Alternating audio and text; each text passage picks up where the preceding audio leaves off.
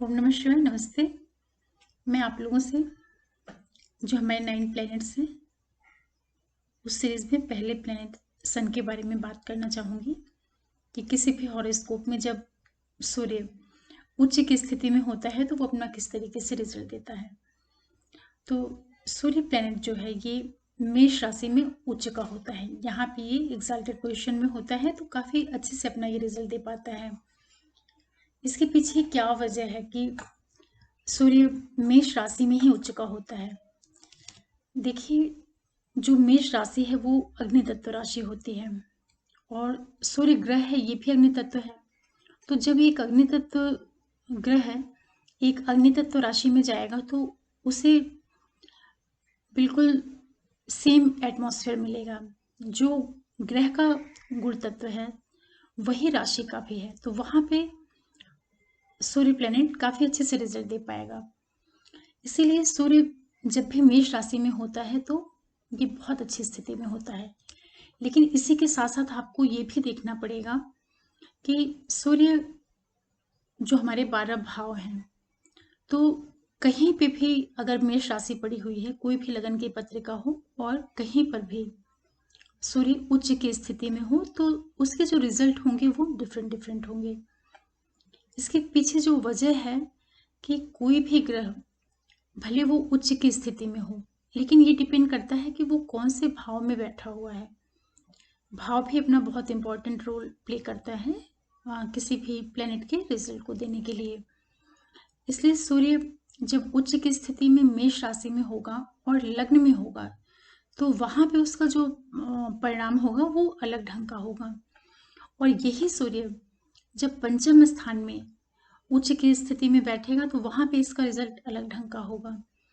इसी तरीके से 9th हाउस में और आप सारे भावों में इसी तरीके से इसको समझ सकते हैं। लेकिन ये ज़रूर है कि मेष राशि जो होती है वो अग्नि तत्व राशि है और वहाँ पे 2.25 नक्षत्र हैं। तो सूर्य जिस नक्षत्र में होगा उस नक्षत्र का भी प्रभाव सूर्य के परिणाम देने के तरीके के ऊपर पे अपना एक प्रभाव डालेगा। तो जैसे मेष में हमारे जो 3 नक्षत्र हैं वो पहला अश्विनी है, फिर भरणी और कृतिका का पहला चरण आता है। तो जब सूर्य मेष राशि में अश्विनी नक्षत्र में होगा तो वहाँ पर ये काफ़ी अच्छा रिजल्ट देगा, क्योंकि अश्विनी का जो लॉर्ड प्लेनेट है वो केतु है और केतु भी अग्नि तत्व प्लेनेट में आता है और सन जो है वो भी अग्नि तत्व ग्रह है। तो इस तरीके से जब अश्विनी नक्षत्र में रहेगा सूर्य तो परिणाम देने में काफ़ी अच्छा रहेगा। लेकिन ये ज़रूर है कि थोड़ा सा एग्रेशन भी आ सकता है। सूर्य यहाँ पे अच्छी स्थिति में रहता है तो अचानक आवेश में आ जाना इस तरह की स्थितियाँ भी निर्मित करता है। और इसी के साथ सूर्य जब शुक्र के नक्षत्र भरणी में रहेगा तो चूंकि ये शुक्र का नक्षत्र है तो सूर्य जब शुक्र के नक्षत्र में रहेगा तो ये भी उसकी उच्च की ही स्थिति है। इसके बाद भी ये जब शुक्र से अपना संबंध बनाएगा सन प्लेनेट तो यहाँ पे व्यक्ति की जो हेल्थ होगी वो काफ़ी अच्छी रहेगी। उसका जो बॉडी स्ट्रक्चर होगा, उसकी जो हेल्थ होगी, ये सारी चीज़ें काफ़ी मजबूती लिए हुए होंगी। और जब कृतिका नक्षत्र में सूर्य स्थित होगा मेष राशि में तो यहाँ पे सूर्य परिणाम तो काफ़ी अच्छा देगा, लेकिन चूंकि वो उसका खुद का नक्षत्र है तो इस वजह से मजबूती आ जाएगी उसकी टोटल जो उसकी स्ट्रेंथ है सन प्लेनेट की। लेकिन साथ ही साथ एक संभावना ये भी बनेगी कि चूंकि सूर्य प्लेनेट खुद में ही बहुत स्ट्रॉन्ग और एक कॉन्फिडेंस को शो करता है और जब उसको नक्षत्र भी अपना मिल जाएगा तो यहाँ पे वो काफ़ी अच्छे से अपना रिजल्ट दे पाएगा। और साथ साथ ये भी संभावना बन जाएगी कि व्यक्ति बहुत ज़्यादा इगोइस्ट हो सकता है या बहुत ज़्यादा वो ओवर कॉन्फिडेंट इस तरह की स्थितियों को भी निर्मित कर सकता है सूर्य। इसीलिए कोई भी प्लेनेट जब किसी पर्टिकुलर राशि में उच्च का होता है तो उसे अच्छा माना जाता है। लेकिन इसी के साथ अगर वही प्लेनेट अपनी राशि में हो, खुद की राशि में हो या अपने मूल त्रिकोण राशि में हो तो वहाँ भी वो काफ़ी अच्छा परिणाम दे सकता है। क्योंकि सन अगर मेष में उच्च का है तो केवल मेष राशि में होने की वजह से ही सन बहुत अच्छा परिणाम देगा, ये ज़रूरी नहीं है। इसके लिए आपको ये भी देखना पड़ेगा कि जो मेष राशि का स्वामी ग्रह है, उसका जो लॉर्ड मंगल है, वो हॉरोस्कोप में किस जगह पे प्लेस्ड है, उसका बहुत इंपॉर्टेंट रोल होता है सूर्य के रिजल्ट देने के ऊपर। तो जैसे मंगल मेष लगन की ही सपोज करिए कि आप पत्रिका ले लीजिए, और पहला भाव मेष राशि का हो गया, वहां पे सूर्य है, और मेष का जो लॉर्ड मंगल है अगर वो लग्न में ही बैठा है तो ये सूर्य के लिए बहुत ही ज़्यादा मजबूत स्थिति हो जाएगी, क्योंकि यहाँ पे सूर्य उच्च की स्थिति में भी है और साथ ही साथ जिस राशि में है उसका स्वामी ग्रह भी उसी भाव में प्लेस्ड है। तो ये मंगल और सूर्य की जो युति होगी, कंजंक्शन होगा, ये व्यक्ति को बहुत ज़्यादा बहुत अधिक ऊंचाइयों पे लेके जा सकता है अपने लाइफ पीरियड में, जब भी उसकी महादशा अंतर्दशा वगैरह आती है। क्योंकि यहाँ पे सन को मार्स का भी सपोर्ट मिल रहा है, तो बहुत अच्छे से दोनों मिलकर किसी चीज़ को परफॉर्म करेंगे। लेकिन अगर यही मंगल किसी ऐसी जगह जाके प्लेस्ड हो जाए, जैसे त्रिक भाव में चला जाए, 6 में चला जाए, 8 में और 12 में, तो भले सूर्य यहाँ पे मजबूत स्थिति में है, लेकिन उसका जो रिजल्ट देने का तरीका होगा उसमें थोड़ी सी कमजोरी आ जाएगी। और इसी तरीके से अगर मंगल केंद्र में चला जाए या त्रिकोण में चला जाए तो वो भी एक अच्छी स्थिति होगी। तो आप इसको ऐसे एक एग्जाम्पल से आप इस तरह ले सकते हैं कि उच्च का सूर्य मेष राशि में बैठा हुआ है लगन में, और लग्न का लॉर्ड जो मंगल है वो 10th हाउस में जाके प्लेस्ड हो जाए मकर की राशि में, और वो वहाँ पे उच्च की स्थिति में हो जाए। तो ऐसे में जो मंगल सूर्य की जो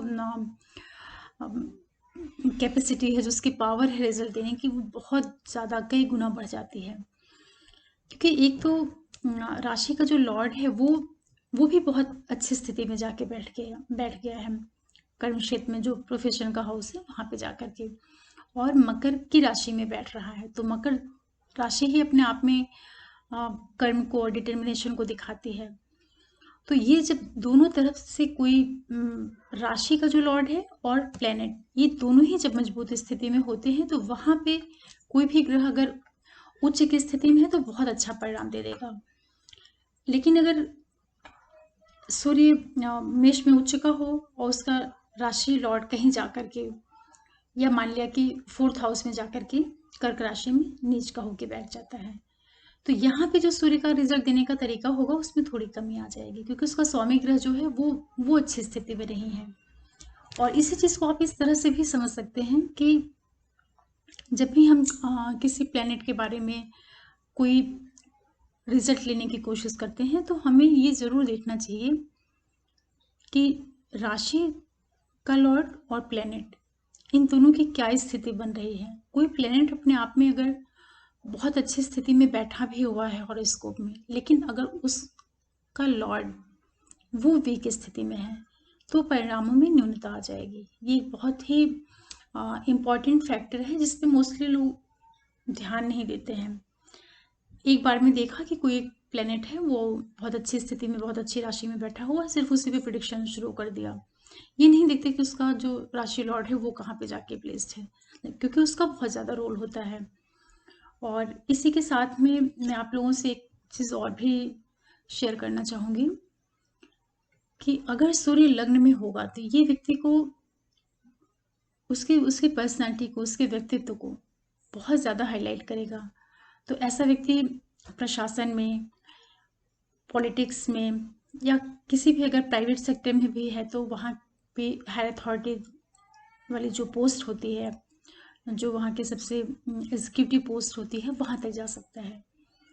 क्योंकि सूर्य जो है एडमिनिस्ट्रेशन का भी कारक ग्रह है, प्रशासन का कारक ग्रह है, पिता को ये दिखाता है, पिता की स्थिति को दिखाता है। तो ऐसा जो व्यक्ति होगा, या तो उसके फादर होंगे वो गवर्नमेंट सेक्टर से जुड़े हुए हो सकते हैं, या उसकी फैमिली मेंबर में कोई ना कोई गवर्नमेंट से जुड़ा हुआ कनेक्शन उनकी फैमिली में जरूर होगा। फादर भी हो सकते हैं, अगर फादर नहीं है तो जो इंडिविजुअल है वो खुद भी कहीं ना कहीं गवर्नमेंट से जुड़े हुए फील्ड में हो सकता है, या गवर्नमेंट सेक्टर में ही वो जॉब करता हो, या वो पॉलिटिक्स में हो, या उसका काम ऐसा हो जो कि गवर्नमेंट से जुड़ के हो रहा हो, कहीं ना कहीं जो उच्च का सूर्य है ये गवर्नमेंट से जरूर कनेक्शन बनाता है। और विशेष रूप से जब ये 10th हाउस में प्लेस्ड हो जाए, कर्क लगन की अगर हॉरोस्कोप है और 10th में सूर्य उच्च का होकर के बैठ जाए, तो बहुत ज़्यादा संभावना है कि ऐसा व्यक्ति गवर्नमेंट सेक्टर में बहुत अच्छी पोस्ट पे जा सकता है। तो आज मैंने आप लोगों से सन प्लैनेट के बारे में बात की कि जब सूर्य उच्च का होगा तो किस तरीके से अपना रिजल्ट देगा, उसके जो परिणाम होंगे वो कैसे आ सकते हैं, या उसका जो रिजल्ट देने का तरीका है वो किस तरीके का हो सकता है। ये सारी चीज़ें आप लोगों से संक्षेप में मैंने डिस्कस की हैं।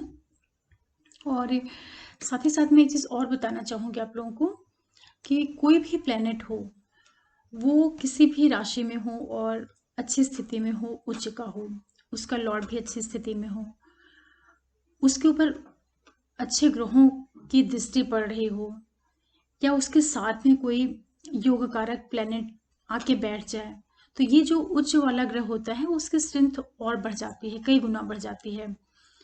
कहने का मतलब ये है कि कोई भी प्लैनेट सिर्फ एक तरफ से अगर मजबूत है, अपनी उच्चता को लिए हुए है, तो वो उसका केवल एक साइड का, उसका एक, उसको आप इस तरह से ले सकते हैं केवल उसका एक पक्ष है कि वो ग्रह मजबूत है, और बाकी चीज़ों का भी अगर उसको सपोर्ट मिलता है तो वहाँ पे वो अपना परिणाम देने में बहुत ज़्यादा कैपेबल हो जाता है।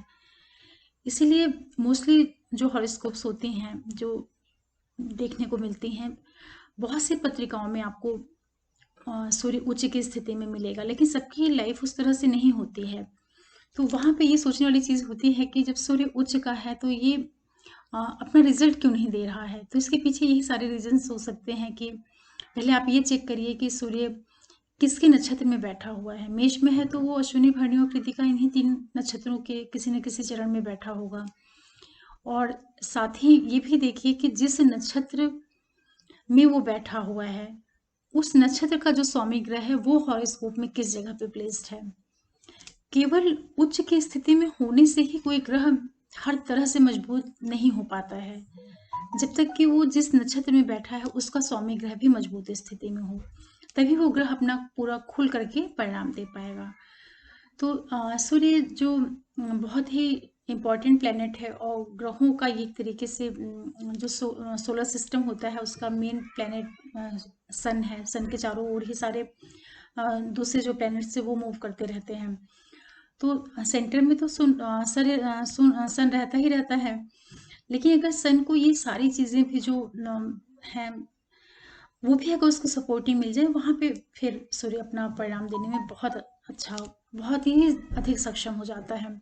तो अगर कोई ऐसी हॉरोस्कोप है जहाँ पे सूर्य बहुत अच्छी स्थिति में हो, उच्च का भी हो, राशि लॉर्ड भी अच्छा हो, उस पे शुभ ग्रहों की दृष्टि भी पड़ रही हो, और साथ ही साथ कहीं से भी उसके ऊपर बैड एस्पेक्ट्स ना आ रहे हों, और योग कारक ग्रहों का भी उसको कॉम्बिनेशन मिल जाए, या योग कारक ग्रहों की उसके ऊपर दृष्टि पड़ जाए, या शुभ ग्रहों की दृष्टि पड़ जाए, तो अगर ये सारे कॉम्बिनेशन मिलते हैं सन को, तो ऐसी स्थिति में जो सूर्य रिजल्ट देगा वो बहुत ही पॉजिटिव, बहुत सकारात्मक परिणाम आएगा।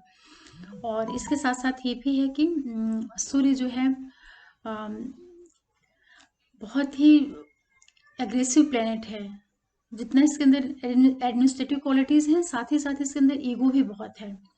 तो जब भी सूर्य उच्च का होता है तो ये व्यक्ति के करियर को तो काफी ऊंचाई देता है, लेकिन साथ ही साथ अगर ये अच्छी तरीके से शुभ ग्रहों से ना दृष्ट हो, तो ये जो व्यक्ति की दूसरे साइड है उनमें कहीं ना कहीं न्यूनता भी लाने का काम करता है।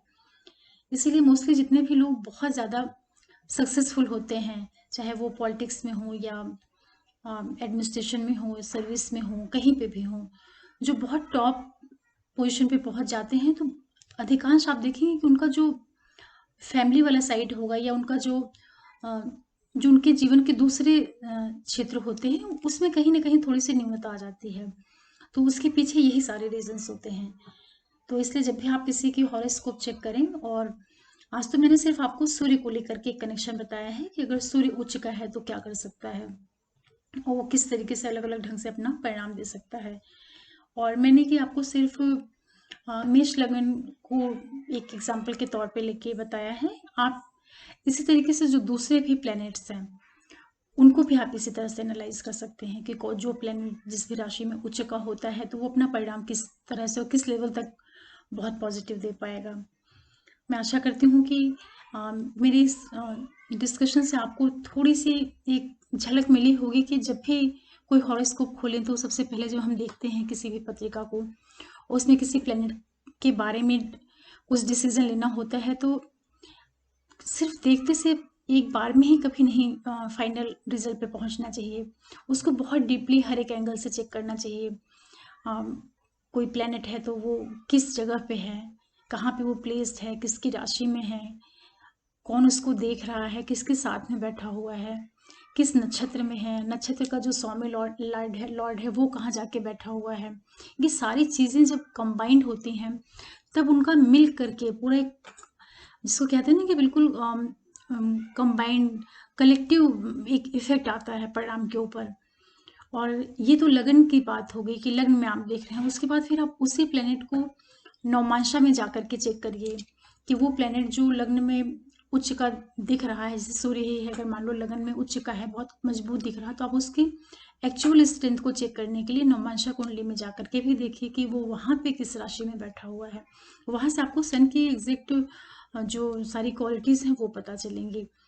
तो एस्ट्रोलॉजी एक ऐसा सब्जेक्ट है कि जब तक आप किसी भी चीज़ को बहुत डीपली और हर एक लेवल तक घुस करके नहीं देखते हैं, तब तक इतनी आसानी से कोई भी जो प्रिडिक्शन होता है वो उसकी जो एक्यूरेसी होती है वो सही होने के जो चांसेस होते हैं उसमें काफ़ी कमी आ जाती है। आगे मैं आप लोगों के लिए दूसरे प्लैनेट्स के बारे में भी इसी तरह से कुछ लेके आऊँगी कि कोई भी प्लैनेट है तो किस तरीके से रिजल्ट देगा। देखिए, एक नॉर्मल है कि जब एक प्लेनेट के ऊपर अगर हम बात करते हैं तो उसकी अगर हम उसकी क्वालिटीज़ बताना शुरू करें, उसके गुणधर्म बताएं, वो तो एक सामान्य चीज़ है। लेकिन वो प्लेनेट किस तरीके से रिएक्ट करेगा वो समझना बहुत ज़रूरी होता है। तो आज मैंने इसीलिए आप लोगों को सबसे जो इम्पोर्टेंट प्लेनेट सूर्य है, जो आत्मा का कारक ग्रह है, उसके बारे में बताया। और इसी के साथ मैं ये भी आपको बता दूं कि सूर्य कितना भी पत्रिका में मजबूती के साथ बैठा हो और उच्च की स्थिति में हो, लेकिन अगर लग्न में राहु आ जाए, क्योंकि जो पहला भाव है आत्मा का कारक स्थान है वो सूर्य उसको दिखाता है, सूर्य उस भाव को लेकर के चलता है। तो अगर राहु पहले हाउस में आ जाए तो हॉरोस्कोप में जो हमारे 12 भाव हैं, सूर्य कहीं पे भी जाके प्लेस्ड हो जाए, सिर्फ 5th हाउस को छोड़ करके 5वें स्थान में अगर सूर्य प्लेस्ड है और राहु लगन में बैठा हुआ है, तब तो सूर्य के जो गुण हैं उनके ऊपर कोई विशेष से नेगेटिव इफेक्ट नहीं आएगा। लेकिन अगर लगन में राहु बैठ जाए और सूर्य पूरी हॉरोस्कोप में 5वें भाव को छोड़ करके बाकी कहीं पे भी प्लेस्ड हो जाए, भले वो उच्च की स्थिति में ही क्यों ना हो, सूर्य अपना पूरा परिणाम नहीं दे पाएगा, क्योंकि राहु उसके जो नेचुरल जो उसका हाउस है उसको वो डैमेज कर देता है। और 5वां जो हाउस होता है वो सूर्य का अपना खुद का घर है, सिंह राशि है। तो इसलिए अगर सूर्य 5th हाउस में प्लेस्ड है और लग्न में राहु है तो वहां पे राहु सूर्य की जो क्वालिटीज हैं, जो सूर्य की स्ट्रेंथ है, उसमें वो कमी नहीं ला पाता है। एक बहुत ही इंपॉर्टेंट और बहुत ध्यान देने वाली चीज है, ये भी मैंने सोचा आप लोगों को बताना चाहिए। और एक चीज मैं और बोलूंगी कि कोई भी प्लेनेट हो, स्पेशली चलो सूर्य के बारे में ही बात कर रहे हैं, तो कोई प्लेनेट उच्च की स्थिति में होता है तो अच्छा रिजल्ट देता है, लेकिन जब वो अपनी खुद की राशि में होता है तो वहां पे वो और ज्यादा स्वतंत्र हो जाता है अच्छा परिणाम देने के लिए, क्योंकि उसका लॉर्ड भी वही हो जाता है। और जब किसी दूसरी राशि में है, भले वो उच्च की स्थिति में है, तो वो रिजल्ट देने के लिए डिपेंडेंट हो जाता है उस राशि लॉर्ड के ऊपर। जैसे सूर्य मेष में होगा तो वो निर्भर करेगा कि मंगल की क्या स्थिति है, वो कंट्रोल करेगा सूर्य के परिणाम को। लेकिन अगर सूर्य खुद की राशि में और अच्छे भाव में प्लेस्ड हो जाए, जैसे कि सिंह की राशि में सूर्य प्लेस्ड हो जाए और पंचम भाव में हो जाए प्लेस्ड, तो ये सूर्य के लिए बहुत ज़्यादा अच्छी, बहुत कंफर्टेबल ये उसकी प्लेसमेंट हो जाती है। तो वहाँ पे कई बार सूर्य उच्च के सूर्य से भी अच्छा परिणाम अपने खुद के घर में देता है। ये छोटे छोटे पॉइंट्स हैं जिनको आप हॉरोस्कोप को रीड करते टाइम इनका यूज़ करिएगा, तो देखिएगा आपको प्रिडिक्शन में बहुत ज़्यादा बहुत एक्यूरेसी मिलना शुरू होगी। मैं आप लोगों के लिए फिर कुछ नया लेके आऊँगी। और आप लोगों से मेरी एक रिक्वेस्ट भी है कि अगर आप पहली बार देख रहे हैं मेरा वीडियो, तो आप मेरे चैनल को सब्सक्राइब करें, लाइक करें, शेयर करें और बेल आइकन को ज़रूर से प्रेस करके रखें, जिससे नोटिफिकेशन आप लोगों को मिले मैं कोई वीडियो डालूँ तो, और अधिक से अधिक लोगों तक मेरे चैनल को पहुँचाएँ, जिससे एस्ट्रोलॉजी की जानकारी लोगों को हो। मैं फिर आप लोगों के लिए कुछ लेके आऊँगी। ओम नमः शिवाय। नमस्ते।